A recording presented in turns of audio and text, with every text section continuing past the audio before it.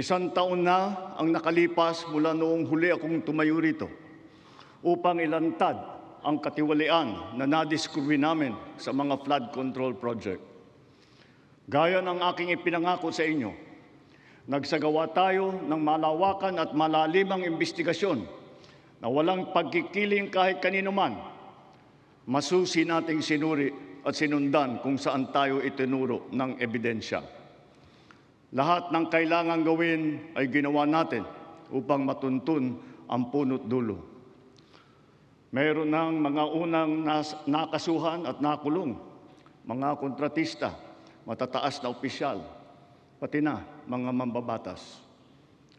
At dumating na tayo sa punto na ayon sa Ombudsman ay malapit na ang paghain ng patong-patong na kaso labang sa dating speaker.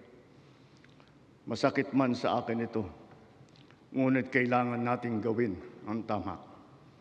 Hindi ako pangulo ng aking pamilya. Hindi ako pangulo ng aking kaibigan.